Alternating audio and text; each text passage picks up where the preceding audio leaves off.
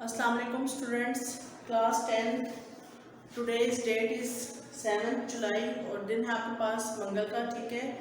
और 10th class general science का आज हम जो सबक पढ़ेंगे वो है सबक नंबर 10 और चैप्टर का नेम है साइंस और टेक्नोलॉजी। पेज नंबर 85 है आपके पास और टॉपिक का नेम है रेडियो एक्टिविटी, ठीक है। तापकारी किसे कहते हैं। इसमें आज हम पढ़ेंगे क्या पजीर एटम कौन से होते हैं और गैर क्या पजीर एटम कौन से होते हैं, ठीक है। सबसे पहले हम स्टार्ट करते हैं। पेज नंबर आपके पास 185 के तापकारी रेडियो एक्टिविटी। 1896 फ्रांसीसी साइंसदान हेनरी बेकलर ने एक पैकेट में मरकूब फोटोग्राफ फिल्म के करीब यूरेनियम का नमक रख दिया, ठीक है। वो ये एक्सपेरिमेंट करके बताना चाह रहा था। वो ये देखकर हैरान रह गया कि फिल्म पैकेट में बंद होने के बावजूद मुतासिर होगी। यूं वाक़या इसने ये दरियाफ्त करने के यूरेनियम से ताकतवर मगर नज़र न आने वाली रोशनी की शुआएं फूटती हैं। इससे पहले हम आपको ये बताएं कि पर ऐसा हुआ। बाज़ अहम अनासिर के जोड़ों एटम्स के बारे में कह रहे हैं कि कुछ बुनियादी हक़ाइक़ पर रोशनी डालते हैं।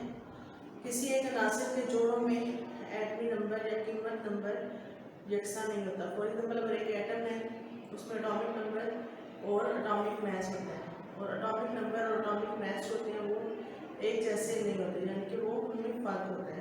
एटॉमिक मास हमेशा एटॉमिक नंबर से बड़ा होता है। इसका दारोमदार इस अंसर के मरकज़ के न्यूक्लियस में मौजूद प्रोटॉन की तादाद पर होता है। ताहम प्रोटॉन की तादाद किसी अंसर के जोड़ों में एक ही रहती है। किसी एक अंसर के ऐसे जवाब जिसमें कीमत नंबर मुख्तलिफ हो मगर एटमी नंबर यकसा हो तो उसे आइसोटोप कहते हैं, ठीक है। कह रहे हैं कि एटॉमिक नंबर जो होते हैं वो जब सेम होते हैं और एटॉमिक मास डिफरेंट होता है तो उन्हें आप कहते हैं कि ये आइसोटोप है।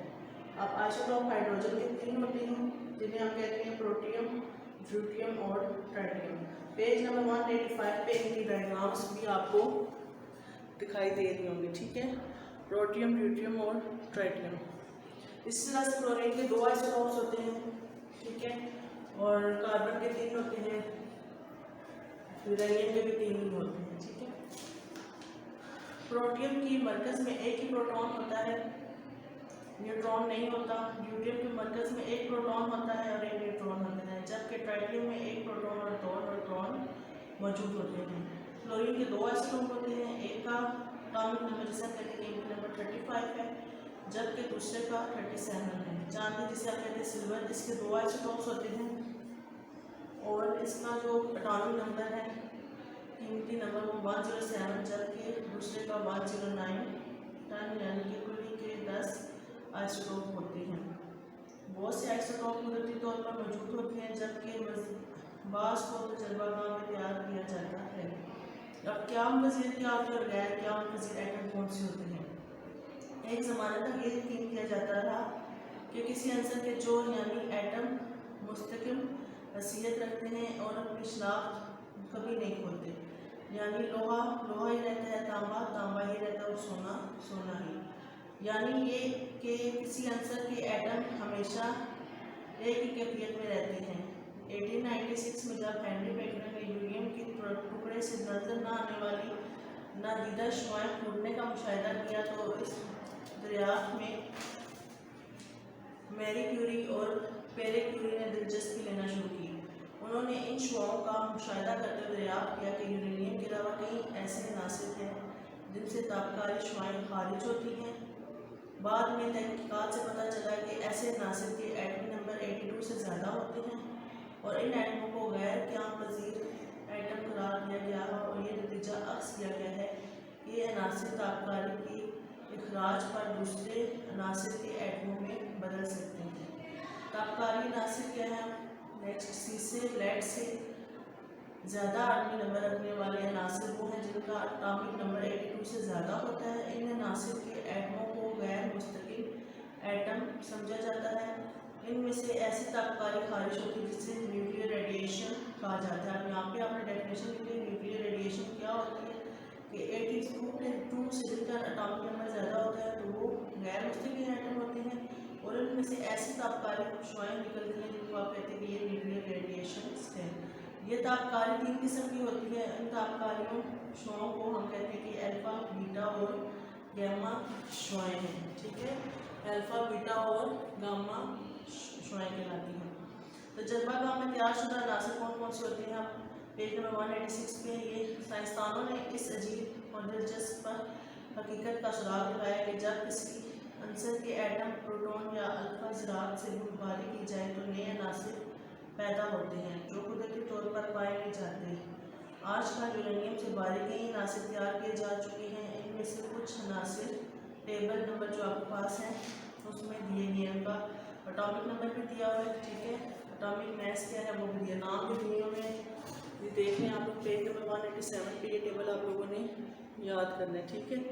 एटॉमिक नंबर क्या है और इनका कीमती नंबर क्या है और एटमी नंबर क्या है, ठीक है। ये टेबल आप लोगों ने याद करना है। इसके अलावा आप लोगों ने तापकारी जो है रेडियो एक्टिविटी पेज नंबर 185 पे ये टॉपिक भी याद करना है। इंशाल्लाह नेक्स्ट लेक्चर के साथ फिर मुलाकात होगी। स्टूडेंट्स जो डायरी दी अच्छे तरीके से याद करेंगे। अपना ख्याल रखिएगा। अल्लाह हाफ़िज़। Assalamu alaikum students. Today the date is 7th July 2020 and the day is Tuesday. जमात है ताहम मजमून है आप लोगों का इस्लामियात इख्तियारी क्लास। आप लोगों का कल मैंने रोज़ी कमाने के जायज़ ज़राए करवाए थे। आज आप लोगों को करवा रही हूँ रोज़ी कमाने के नाजायज़ ज़राए कौन कौन से, जो कि आप लोगों का पेज नंबर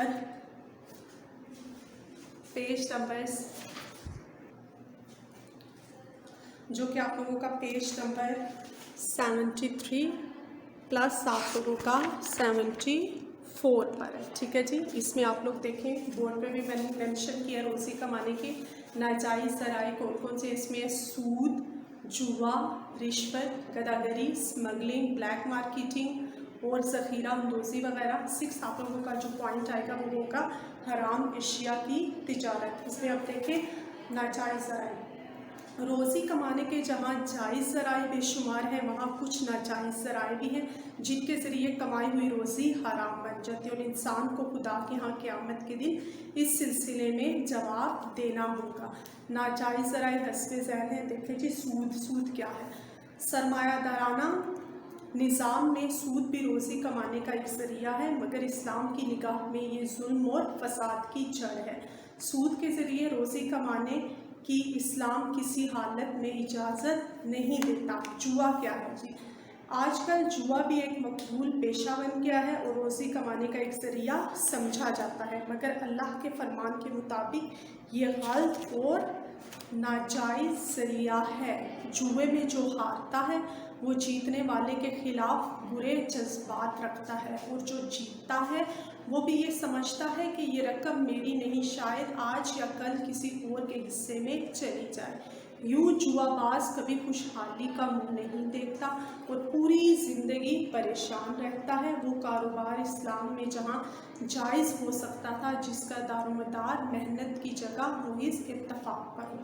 देखें जी रिश्वत के मानी वो रकम या चीज़ जो आप किसी से इसका जायज़ काम करने के सिले में या नाजायज़ काम करने के बदले में हासिल करते हैं। जायज़ काम करना वाजिब है, इसका सिला लेना हराम है और नाजायज़ काम करना हराम है, इस पर मुआवजा लेना भी हराम है। इसलिए इस्लाम रिश्वत देने या लेने की कतई इजाज़त नहीं देता और इस ज़रिए से कमाई हुई रोज़ी को हराम समझा जाता है। गदागरी देखें जी क्या है? आजकल ये भी रोज़ी कमाने का एक ज़रिया बन चुका है। बाज़ लोग कोई काम किए बगैर महज साहिल बनकर रोज़ी कमाते हैं और माशरे में ख़राबी पैदा करते हैं। इस्लाम जहाँ मजबूरी की हालत में अपनी एहतजाज पेश करके मदद करने की इजाज़त देता है, वहाँ बिलावजह सवाल करने वालों को अल्लाह की लानत की वही सुनाता है। बागैरत इंसान गदागरी को कभी रिस्क कमाने का ज़रिया नहीं बना सकता और ना इस्लाम इसकी हौसला अफजाई करता है। गदागरी ज़लील इंसानों का शेवा है। हज़ूर सल्लल्लाहु अलैहि वसल्लम का फरमान है, यानी कि इसके बारे में हज़ूर सल्लल्लाहु अलैहि वसल्लम ने क्या फरमाया, यानी देने वाला हाथ लेने वाले हाथ से बेहतर है। इसी हकीकत की तरफ इशारा करता है। नेक्स्ट आप लोग 5वां पॉइंट देखें, स्मगलिंग, ब्लैक मार्केटिंग और ज़ख़ीरा अंदोज़ी करना। तिजारत के सिलसिले में बाद सूरतें जिनमें मकरो फ़रेब, हक तलफी और नाजायज़ मुनाफाखोरी शामिल और इस्लाम में हराम है। इनमें से एक स्मगलिंग भी है। स्मगलिंग में इंसान अपने मुल्क का माल जिसकी अहले वतन को ज़रूरत होती है दूसरे मुल्क को खुफिया ज़राए से सिर्फ नाजायज़ दौलत की खातिर बेचता है और इसी को अपनी रोज़ी का ज़रिया बना लेता है। स्मगलर एक गद्दार वतन है और ऐसी रोज़ी जिसमें वतन के साथ गद्दारी हो इस्लाम में कैसे हलाल हो सकती है।